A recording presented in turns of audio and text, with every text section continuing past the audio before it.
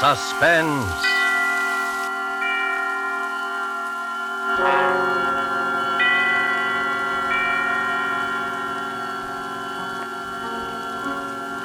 This is the Man in Black, here to introduce Columbia's program, Suspense. In Hollywood this evening, our two distinguished stars are the lovely actress Margo and the polished young actor from Holland, Mr. Philip Dorn. A story by John Dickson Carr dealing with strange, very strange happenings aboard an ocean liner and called Cabin B-13 is tonight's tale of suspense. If you have been with us before, you will know that suspense is compounded of mystery and suspicion and dangerous adventure. In this series are tales calculated to intrigue you, to stir your nerves, to offer you a precarious situation and then withhold the solution until the last possible moment. And so with Cabin B-13, and with the performances of Margo as Anne Brewster and Philip Dorn as Dr. Karl Heinrich, we again hope to keep you in suspense.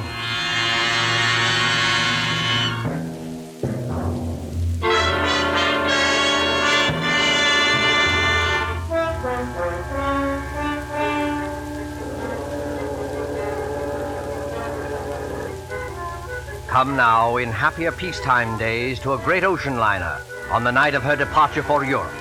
There she is at the West 22nd Street Pier, the 25,000-ton Mauravania of the White Planet Line. Smoke from her three funnels coils up lazily in mild October air. You can see the decks, white and shiny like shoeboxes, and the string of lights along them, and the band standing by on A deck to play her out. You can hear the murmur of an excited crowd and the rattle of the steam winches as cargo is lowered into the hold. You can see the bustle of activity and the second officer standing at the head of the gangplank as two rather late passengers hurry through the customs shed towards that gangplank. It's all right, Ricky. We are not too late. No, and I thought we'd be in time. A honeymoon in Europe. 3 whole months with nothing to worry about. That's right, dear. And you've been my wife for, let's see, practically 5 hours now. I believe the correct phrase is, it was so sudden, Mr. Brewster. So sudden that we have to travel on our own passports instead of a husband and wife one. I hope they don't think you're not an honest woman. I'm going to act like a complete wanton just to devil you. Oh, what about our tickets, Ricky? Do we give them to that officer standing at the top of the gangplank? No, honey, you keep your ticket. The cabin steward will come around and collect it after we're underway. And the money, Ricky? It's a lot of money, Anne. $10,000 in cash. Maybe I better turn it in at the purser's office for safekeeping. Yes, maybe you had. Wait a minute, Ricky. What is it then? Wait. Do you mind if we stand here for a second before we go up the gangplank? Oh, what's the matter? You're not ill, are you? No, but getting over brain fever isn't any joke. Oh, I know, dear. You see, Ricky, I ought to be eager and excited like all those people up there, but suddenly you get fancies. Queer, sick fancies.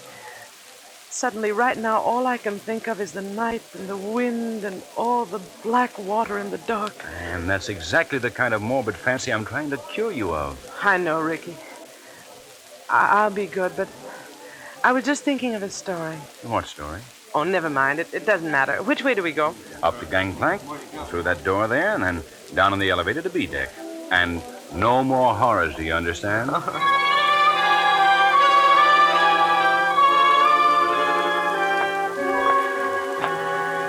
Here we are, Anne. B deck and cabin number... Good Lord. B-13. B-13. You're not superstitious, are you? I know, dear. Not about things like that. Open the door. Here we are. Lights on and... Oh, Ricky, darling. It's a beautiful cabin. Best I could get. Well, they've got our luggage in anyway, and... Over there, madam, you'll find a basket of fruit and some books from your obedient servant. Oh, you are nice to me. And I'm feeling so much better, Ricky. I will be all right, darling. Of course you will. But you won't find any detective novels among those books. Please, Ricky. Detective novels may be all right for presidents and college professors, but they're straight poison to you. You'll read love stories and like it. You know, Ricky, I keep thinking and thinking about that story I mentioned. Oh, what story, then? It's an old one. You probably know it, but it was new to me. A woman and her daughter arrive in Paris and go to a hotel. Oh, you mean the old Paris exposition story? Yes, that's it. The daughter goes out. When she returns, her mother has disappeared. And even the hotel room isn't the same. The proprietor of the hotel swears the girl came there alone and that there never was a mother. The whole room is different when she goes back to look at it. The girl goes to the police, and they won't believe her, and she's nearly crazy. Of course, it turns out that the mother has caught bubonic plague and died, and they're hushing it up so that the visitors won't keep away from the city and ruin the whole exposition, Anne, but... you've got to stop this kind of talk. I know. But imagine being in a situation like that, with all those queer eyes staring at you, wondering if you'd lost your reason, wondering if your brain had cracked and the whole world might dissolve, and... Listen. Well, that's the last call, Anne. We'll be underway any minute now. You know, Ricky, I would like to see the skyline go past and the Statue of Liberty and the rest of it. Well, then why not go up and see it? I've got to deposit this money in the purser's office on C-Deck. But I don't like you to leave me. Oh, now look here, dear. You don't think I'm going to disappear, do you? I suppose I don't really. When I get these ideas, and I can't help it, Ricky, I wish you'd wallop me. I'm not going to wallop you, Anne, but you've got to stop being afraid. You certainly won't disappear in a crowded ship with any number of people all around you. As for me, I defy Whodunit himself to make me vanish. Don't talk like that. I'm not going to vanish, and neither is this cabin, dear. Now, run along. I'll join you on deck as soon as I can. All right, Ricky. I'll be good.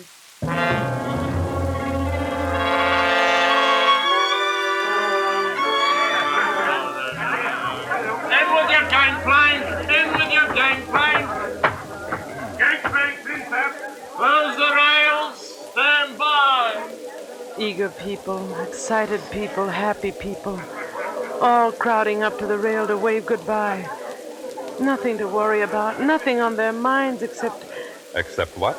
Oh, Except seasickness, madam? oh, Oh, I beg your pardon.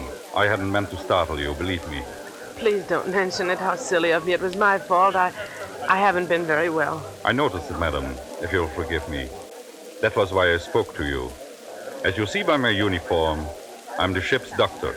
This is a British ship, isn't it? But you don't sound British. No, I'm an Austrian, madam. Dr. Paul Heinrich, at your service. I'm not very popular in my own country today. Days of colored shirts and vacant mind. I'm Mrs. Brewster, Doctor, Ann Brewster. When does the ship go? In about a second, Mrs. Brewster, you will hear the whistle, then the band will strike up, all langs in, and then... We're moving, aren't we? Yes? Don't you feel the vibration of the engine? The great and sweet, but not and never brought to Goodbye, Tommy. Take care of yourself while I'm Come on, dear. I'll see you at Christmas. Whoa! The key to the car is in the living room table drawer. If you go out with any blocks, Tommy, I'll kill you when I get back. Goodbye, living room, Susie. Yes, dear. Of course I'll behave myself in Paris. Say, what time does the bar open aboard this time, huh?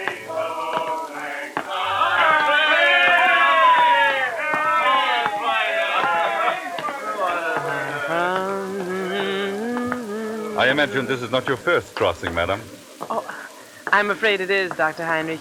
My husband's crossed many times, he tells me, but not on this ship. Well, then I hope you're a good sailor. Why, Dr. Heinrich? Well, because we'll run into some very dirty weather once we are out at sea. October is a very bad month for traveling. Well, if I do get seasick, Doctor, I'll rush straight to you, and I'll expect to be cured. Let me tell you a secret, madam. There are two common ailments for which medical science has no cure. One is ordinary seasickness, and the other is hangover. Tomorrow morning I shall be dealing with both. And enjoying it? Oh, no. Sympathizing with it. That's all I can do. How do you like the Mauravania? Oh, it's a magnificent ship from what I've seen of it. And you know they've given us a very nice cabin down on B deck, B-13. What's the matter? Why are you looking at me like that? I beg your pardon. Did you say B-13? Yes. Why not? You're quite sure of that, madam? Why, yes, of course I'm sure of it. I saw the number on the door. Why not? Well, because Go on, Dr. Heinrich. Because there's no such cabin aboard a ship. I'm not joking, Mrs. Brewster. You see, some people are superstitious. Many ships, like this one, omit number 13 on each deck. You must have been mistaken. What are you trying to tell me? Do you think I saw something that wasn't there? No, Mrs. Brewster, not at all. Then come along with me. I'll show you. I'll prove to you that there is a number 13. Will you come along? Yes, Mrs. Brewster? I think perhaps I had better escort you.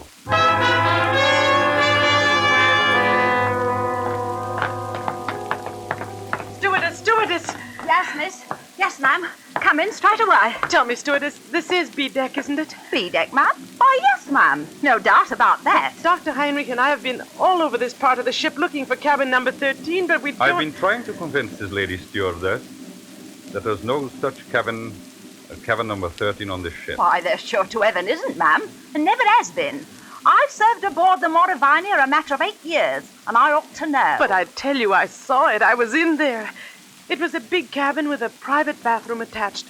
The walls were paneled in light oak, and the furniture was rosewood and yellow satin, and the portholes were like real windows. No, that's not much good, ma'am. No, I'm afraid not. Most of the cabins hereabouts look like that. May I ask you, what name was the cabin booked in? Brewster, naturally. Mr. and Mrs. Richard E. Brewster. Here, let's have a look on my list. No, there's no Brewster here, ma'am. I tell you, I was in there. They even delivered the luggage. I saw it. Excuse me, ma'am, but I had a look-see in all the cabins I'm in charge of, just to see if the passengers wanted anything. And I don't remember any luggage with a Brewster label on it. Wait a minute. There may be a partial explanation of this. Ah, you see, that's better, Mrs. Brewster. I was hoping you might find one. Ricky, that's my husband. Ricky and I have only been married a very short time, and when my maid printed the baggage label, she must have made them out in my maiden name. I never noticed at the time. Oh, what name might that be, ma'am? Thornton. Anne-Marie Thornton. Oh, Lord, miss. Now, why couldn't you have said that before? I remember it well. 2 silk cases and a little trunk. They're in B-16 now. Where's B-16? Right behind you, miss. You're standing practically in front of the door. Oh, thank goodness you. Oh, yes, but, what about my husband's luggage? There's no gentleman's luggage in that cabin, miss. Your husband's or any other gentleman's, if you know what I mean. I won't stand for this. Where's Ricky? What have you done with Ricky? Please, Mrs. Brewster. There's one easy way to settle this. Settle it? How? Just look down the corridor. You notice the man coming towards us? The man with the 2 gold stripes around the sleeve? Well? That's Mr. Marshall, our second officer.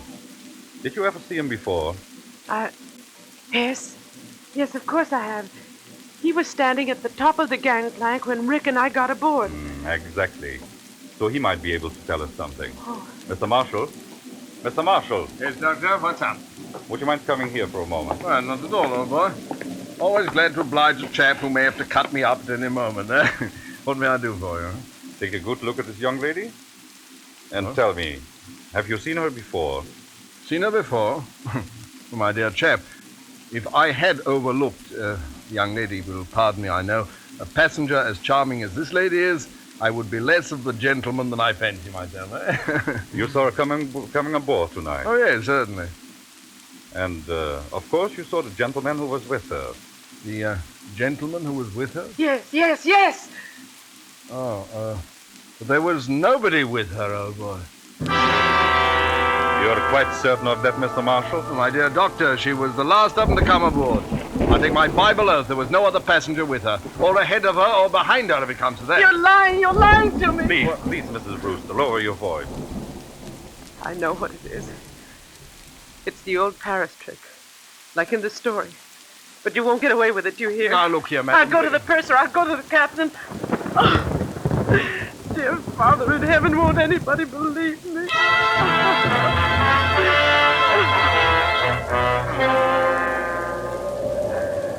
Later that night, in the captain's room just abaft the bridge, there is a conference of ship's officers.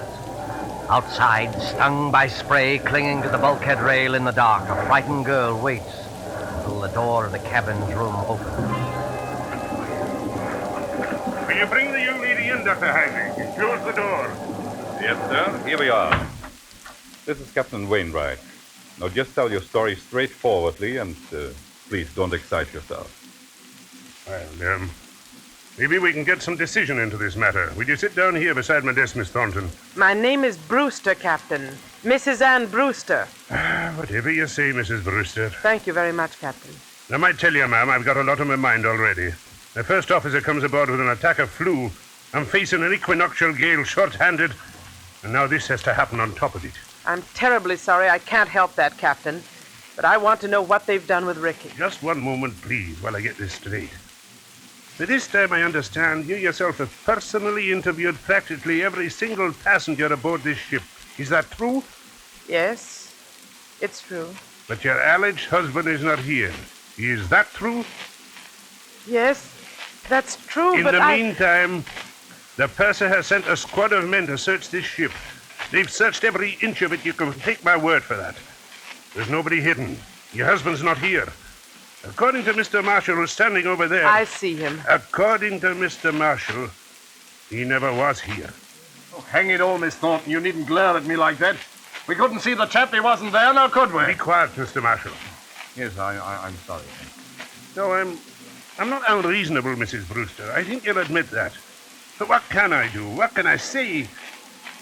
Can you offer any proof, even, that this husband of yours ever existed? Proof? Yes, of course I can. Excuse me for interrupting, but would you mind, Captain, if I ask a question or two? No, Doctor, go ahead. I tell you, I'm going daft myself. If you were married, Mrs. Brewster, you must be carrying a joint husband and wife passport. Where is that? Well, there wasn't time to get one. We each carried our own passport. Oh, I see. But still, there must be someone back in America who can confirm what you say if we got in touch by radio telephone. Your parents, for instance. I haven't got any parents. They're dead. What about relatives, then, or a guardian? My guardian is a trust company. The administrators don't even know I'm married. But somebody must have performed the ceremony of marriage. The parson, the justice of peace. Yes, of course. But, oh, I can't remember the name of the town. You don't remember the name of the town? Hold tight to your chair, Mrs. Brewster. The ship is going to pitch again. How's the glass looking, Mr. Marshall? Barometer's rising, sir. This weather won't hold long. We shall be in the fog before morning, though. We're in a fog now, if you ask me. This lady says she... I'm terribly sorry, but I'm trying to think of it. It was a little town in upstate New York where they can marry you at a moment's notice. Ricky kept the certificate. I was confused. I haven't been well. No, you haven't. You see, Ricky had been away, and he came back, and I was in love with him, and he sort of swept me off my feet, and... what's the use? Not much use, apparently. If you'll take my advice, ma'am, you'll go below to your cabin and get some sleep. I'll send the doctor down to mix you a sedative. You think I'm crazy, don't you? I think you're a little overwrought, ma'am. I can't understand this. Why? Why should you want to do this? It can't be the bubonic plague this time. Bubonic plague, ma'am? Who said anything about the bubonic plague? Never mind. But I'll show you.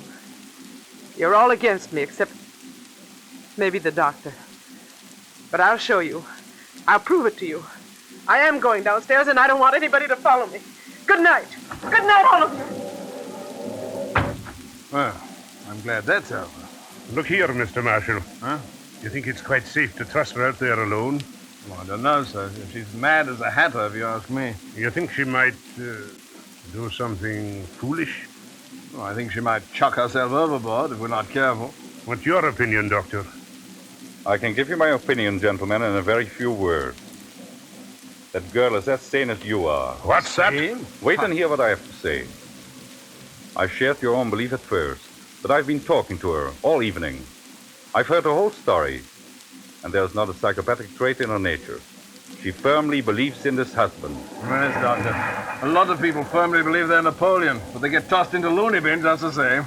This matter is not a joke, Mr. Marshall. I tell you, this man exists. Or did exist. What do you mean, Doctor? I suppose Did he has exist. been murdered. Perhaps he has been murdered and thrown overboard. Murdered? Thrown overboard? If you remember, Richard Brewster was carrying a very large sum of money in cash. His wife's wedding gift. Practically all her inheritance. He meant to go to the purser's office, but he never got there. That money might have been a great temptation. To whom? To a stewardess, perhaps, or even to a ship's officer. Just exactly what are you getting at? Well, numbers on doors can be changed easily enough. Just print a small card and put it on the metal slot on the door. I still want to know what you're driving at. If you use your intelligence, gentlemen, I think you will understand how a man can be made to vanish into thin air. And why Mr. Marshall saw never another passenger. You still don't see it? No, I do not. Well, then listen, and I'll explain exactly how a situation like this...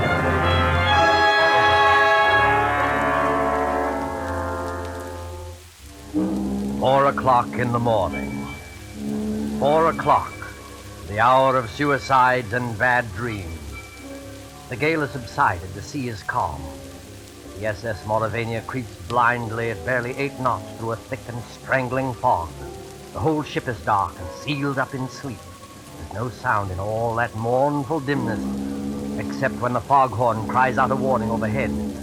Even cabin B-13 is dark. And Brewster, still fully dressed, lies restlessly across one of the berths, her head almost touching the intercabin telephone. What was...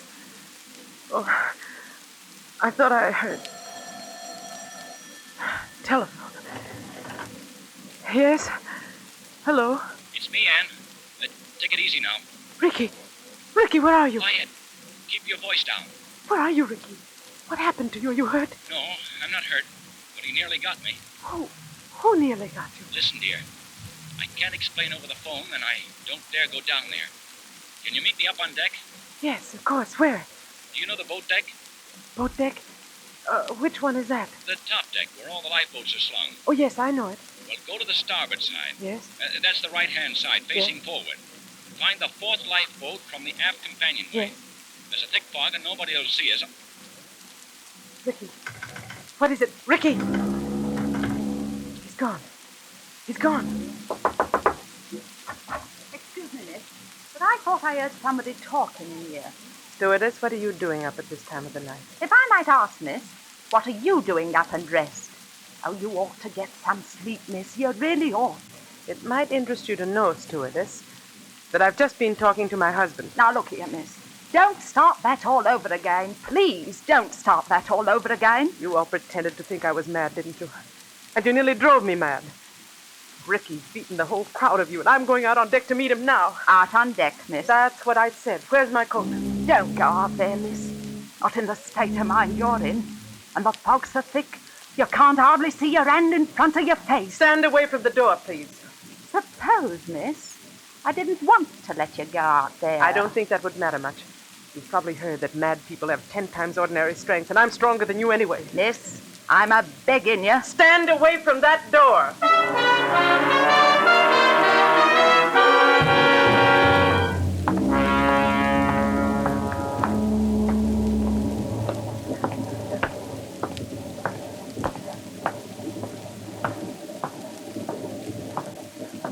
1, 2, 3rd. Anne, is that you? Yes. Ricky. Ricky, darling, where are you? Here, duck your head under the lifeboat. Here, take my hand. But isn't it horribly dangerous out there on the edge? There's no railing along the side of the ship. Don't worry, Anne. I won't let you fall. Look out! Oh, went overboard here. We're well aft near the propellers. The suction would carry into the propeller blades. And listen. I can't hear anything except the foghorn. Yeah, but I can. Somebody walking along the deck. And I can see a flashlight moving in the fog. You're quite right, my friend. You can see a flashlight moving in the fog. Dr. Heinrich, what are you doing here? At the moment, young lady, I'm covering both of you with a revolver. Please don't move. So, you were in the conspiracy, Dr. Heinrich. May I ask you what conspiracy? The whole ship's conspiracy to say Richard Brewster didn't exist. My dear young lady, you can set your mind at rest. There never was any ship's conspiracy against you. The people you spoke to were perfectly honest. Including Mr. Marshall, I suppose. Yes, including Mr. Marshall. And what is this all Stand about? back there. I suppose he was telling the truth when he said nobody came up the gangplank before or after me. I beg your pardon. That was not what he said. He said no passenger came up the gangplank at this time. Well, what's the difference? great crime is arranged for tonight, young lady. No less a crime than murder. Murder? Who's going to be murdered? You are. What? That, I repeat, is the scheme. But there is no conspiracy and only one criminal. And who is the criminal? The criminal is the man standing beside you. Your so-called husband. Ricky? Oh, you don't know what you're saying. I think I do. Marshall, of course, did see someone walk up the gangplank, loitering behind you. But he never dreamt of associating that person in any way with you. He saw a ship's officer returning from shore leave in civilian clothes. A ship's officer? Yes. That man you call your husband, his name isn't Richard Brewster. His real name is Blaney. And he's the first officer of the Mauravania. Are you trying to tell me the captain that can identify him. He's actually British, though he can fake an American accent very well. He has already got a wife in England, and he is planning to join her with the $10,000 he got from you. I don't believe it. I don't. Ricky, why don't you say something? Oh, he planned it very cleverly, I must admit. He never let you know he was ship's officer, did he? He's been away for some time, naturally, so he persuaded you to marry him in a hurry. Ricky, is this true? He has the money, you see.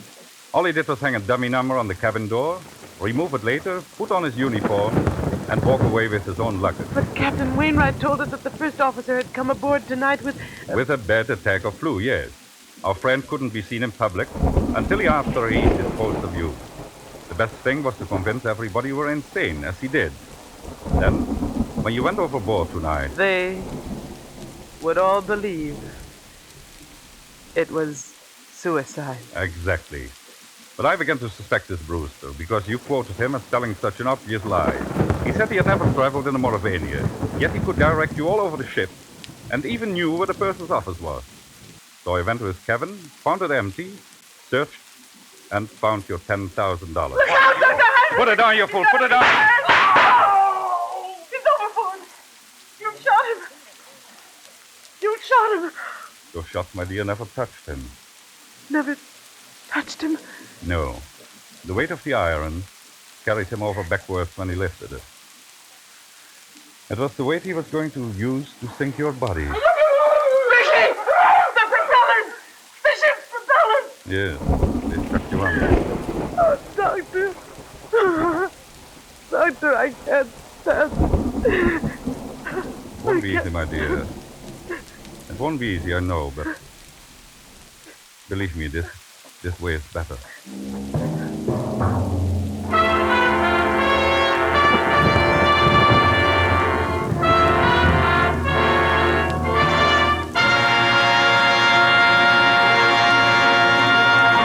And so closes Cabin B-13, starring Margo and Philip Dorn. Tonight's tale of Suspense. With our two stars tonight were Dennis Hoy as Captain Wainwright and William Johnstone as Ricky Brewster. This is the Man in Black who conveys to you Columbia's invitation to spend this half hour in suspense with us again next week, same time, when our star will be one of the screen year's most sensational newcomers, Mr. Gene Kelly. Mr. Kelly will be supported by Hans Conried and William Johnstone. The producer and director of Suspense is William Spear, who with Lud Gluskin and Lucian Morawick, conductor and composer, and John Dickson Carr, the author, collaborated on tonight's Suspense.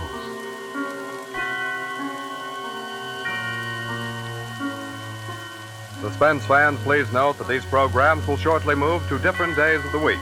Suspense will come to listeners in Eastern and Central time zones on Thursdays, beginning December the 2nd, and to Mountain and Pacific time zone listeners on Mondays, beginning December the 6th. Remember, Thursday, beginning December the 2nd in Eastern and Central time zone, and Mondays, beginning December the 6th in the Pacific and Mountain time zones for Suspense.